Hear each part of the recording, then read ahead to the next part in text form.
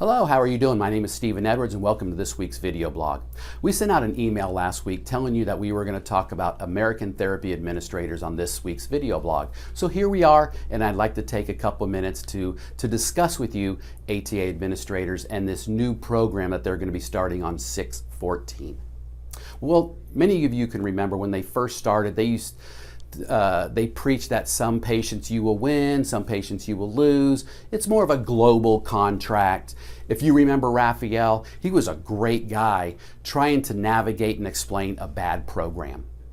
More recently, they cut down the administration of getting OS and are making all clinics bill every date of service, which if you're an EEP client, I can assure you all dates of service were billed, not just the first one to collect that payment.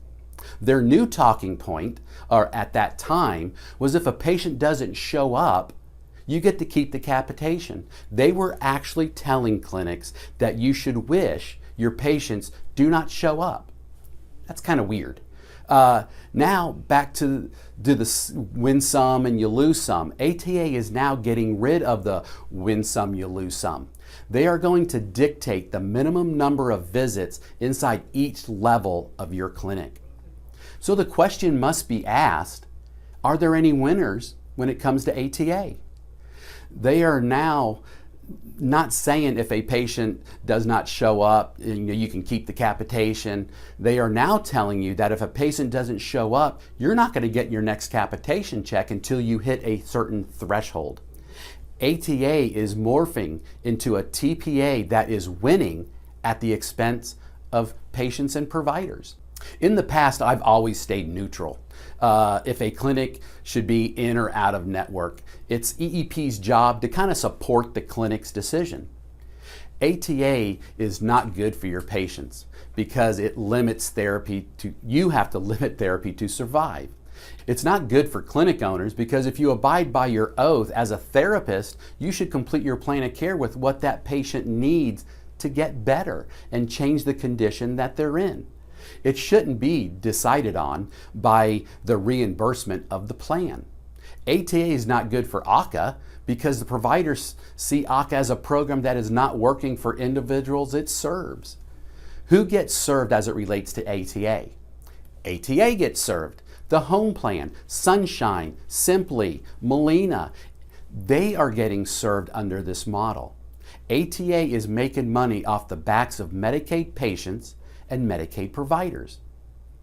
Now that ATA is squeezing the providers more and making them micromanage their ATA patients, it's hard for me not to give my opinion. In my opinion, if I was a clinic owner, it'd be very hard for me to be in network with ATA and the plans that it administers. I say this because of the ethical question on the plan of care. A clinic not putting the plan of care and what that patient needs to get better in that deficiency that they have. I also feel that the program evades the early and periodic screening, diagnostic, and treatment, the EPSDT.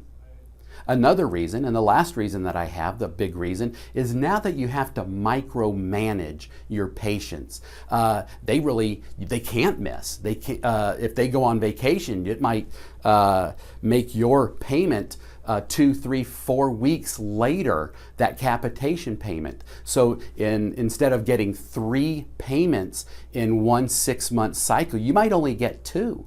So that is, those are the reasons behind my opinion saying that it would be really hard to be in network with ATA. I know that Region 8 and Region 11 are doing a great job and banding together to fight ATA. Region 8's been doing it for a couple years, and now over in Region 11 on the southern tip of Florida, ATA Molina is going to be administered by ATA, and they're rising up and they're fighting this. So hopefully they can make that change. I have attached to this newsletter the bulletin from ATA, but I've also attached a spreadsheet that Jesse, your account manager, has made to show you each level and how many visits and what effect somebody going on vacation or not coming into therapy will have on your clinic. So please look at that spreadsheet and really digest. It goes by level 2, 3, 4, and level 5, and it just lists how many visits you would have and what you would get reimbursed and how long it will take you to get reimbursed. So I've given you my opinion on ATA.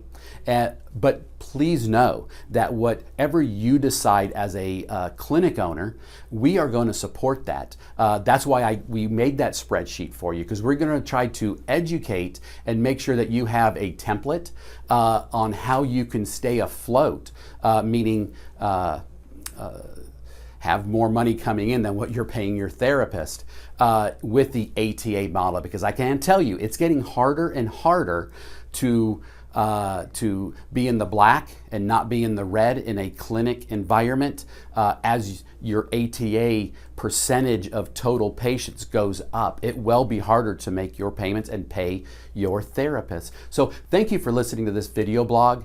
I would love to engage you via phone on this matter, and we can talk a little bit further about your clinic specifically. Have a great weekend.